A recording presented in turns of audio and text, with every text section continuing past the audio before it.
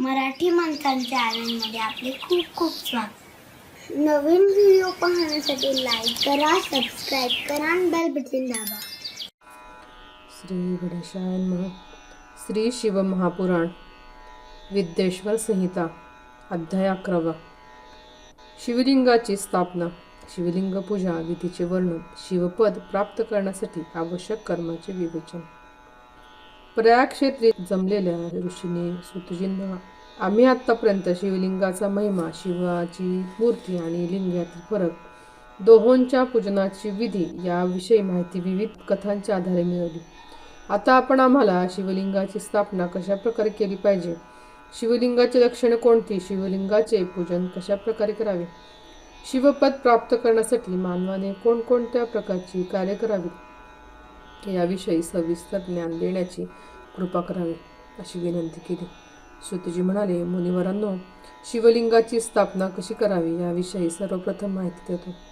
अनुकूल अथवा शुभ दिवस पाहून शुभ वेळ एखाद्या पवित्र तीर्थाच्या नदीतटी अशा ठिकाणी शिवलिंगाची स्थापना करावी, जेथे कोणत्याही शिवभक्ताला शिवलिंगाचे पूजन करता येईल. शिवलिंग तयार करताना पार्थिव द्रव्याची, जलमय द्रव्याची किंवा तेजस्वी पदार्थाची निवड करावी. अशा विविध लक्षणांनी युक्त असलेल्या शिवलिंगाची पूजा केल्याने अनंत कोटी शुभदायक फळे प्राप्त होतात. संपूर्ण शुभ लक्षणांनी युक्त असलेल्या शिवलिंगाचे पूजन केले तर अतिशय चांगली फळे प्राप्त होतात. जर चलप्रतिष्ठापना करायची असेल तर छोट्या आकाराचे शिवलिंग तयार करावे. मात्र अचल प्रतिष्ठापना करायची असेल तर विग्रह किंवा मोठ्या प्रमाणावरील शिवलिंगाची स्थापना करावी. उत्तम लक्षणांनी युक्त अशा शिवलिंगाची प्रतिष्ठापना केली गेली पाहिजे. शिवलिंगाची पाठमोरी बाजू मंडलावर चौकोनी, त्रिकोणी किंवा खाटेचे पाय ज्याप्रमाणे गोलाकार असतात त्याप्रमाणे शिवलिंग असले पाहिजे. अशा प्रकारचे शिवलिंग महान फळ देणारे असते. चल प्रतिष्ठापना करण्यात आलेले लिंग हे एकाच प्रकारच्या पाठीचे बनविणे गरजेचे आहे. मात्र बाणलिंगासाठी बाणलिंगाची प्रतिष्ठापना करण्यासाठी विशिष्ट अशा कोणताही नियम नाही. ज्या व्यक्तीने शिवलिंग तयार केले आहे त्याच्या लांबीत कमी जास्तपणा असला तरी व्यक्तीला मिळणारे फळ देखील त्या प्रमाणात असते. ज्या व्यक्तीने शिवलिंग तयार केले आहे त्याची लांबी कमीत कमी 12 बोटे लांब असणे गरजेचे आहे.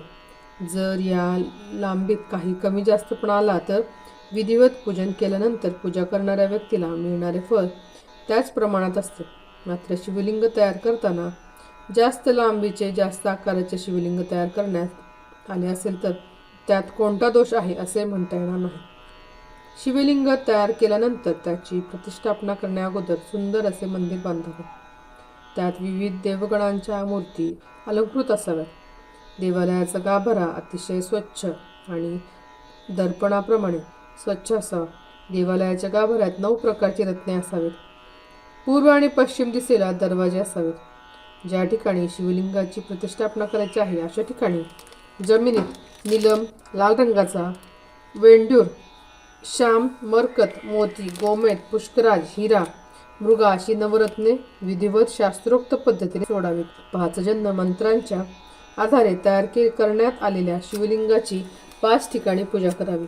या प्रसंगी यज्ञविधीचे आयोजन करावे आणि अग्निदेवतेला पवित्र हविष्यांची आहुती द्यावी व यजमानाने आपल्या संपूर्ण परिवारासह शिवलिंगाचे पूजन करून ज्या व्यक्तीने यज्ञाचे पौरोहित्य केले आहे अशा व्यक्तीला गुप्तपणे यथोचित दान द्यावे. यज्ञविधीसाठी उपस्थित असलेल्या भावंडांना त्यांनी ज्या वस्तू मागितल्या आहेत त्या वस्तू द्याव्यात. यज्ञविधीत उपस्थित असलेल्या याचकांना सुवर्णदान, जमीनदान करावे व त्यानंतर ज्या ठिकाणी शिवलिंगाची प्रतिष्ठापना करायची आहे त्या जागी हर हर महादेव या जयघोषात शिवलिंग न्यावे व तेथे त्या शिवलिंगाची प्रतिष्ठापना करावी. शिवलिंग नियोजित ठिकाणी ठेवल्यानंतर ओंकार मंत्राचा उद्घोष करावा. ज्या ठिकाणी अचल शिवलिंगाची प्रतिष्ठापना करायची आहे अशा ठिकाणी पहिल्याप्रमाणेच 9 रत्ने नियोजित ठिकाणी ठेवावीत.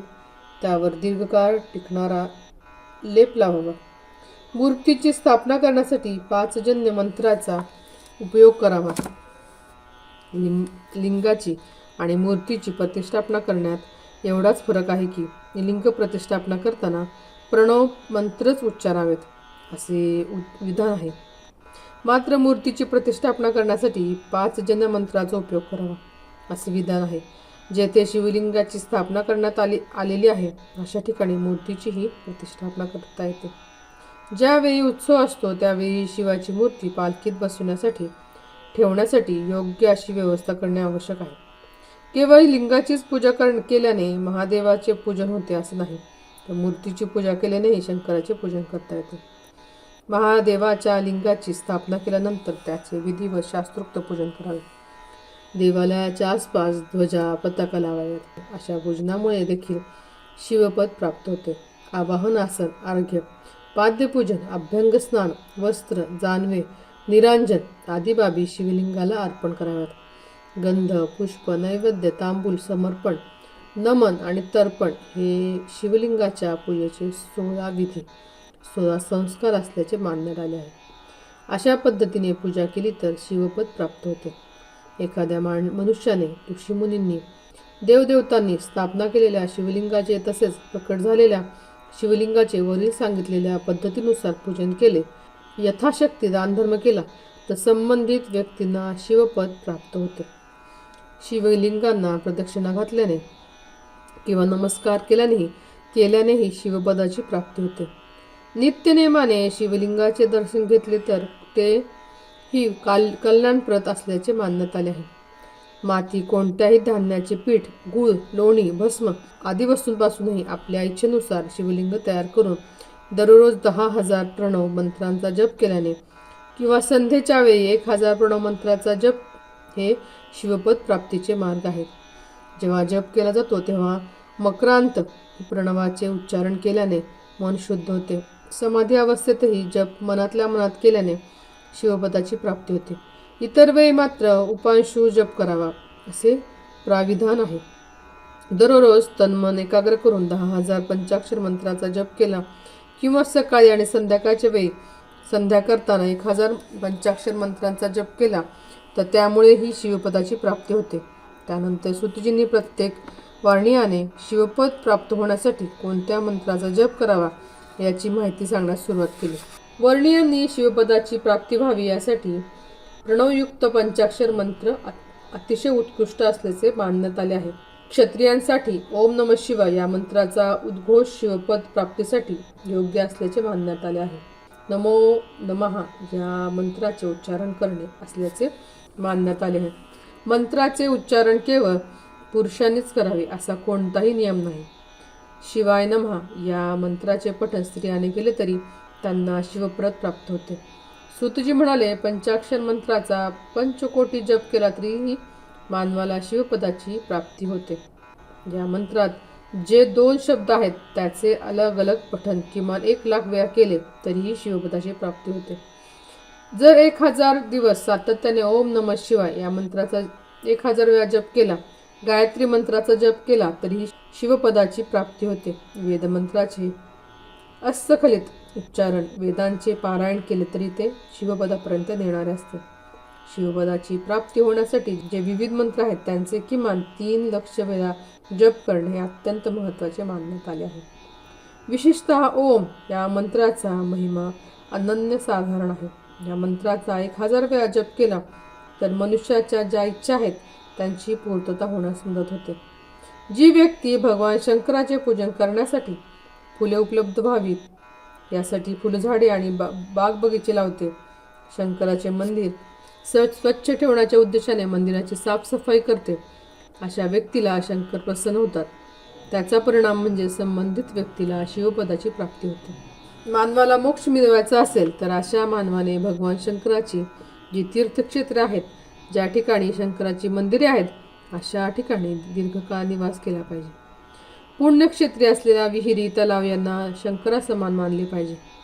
पुण्यक्षेत्री राहूनच व्यक्तीला शिवपद प्राप्त करता येते. भगवान शंकराची जी विविध पुण्यक्षेत्रे आहेत तेथे मृत व्यक्तीचे दहन, 10वा मासिक श्राद्ध, सपिंडीकरण आणि वार्षिक श्राद्ध करण्यात येते किंवा आपल्या पितरांचे पिंडदान करण्यात येते.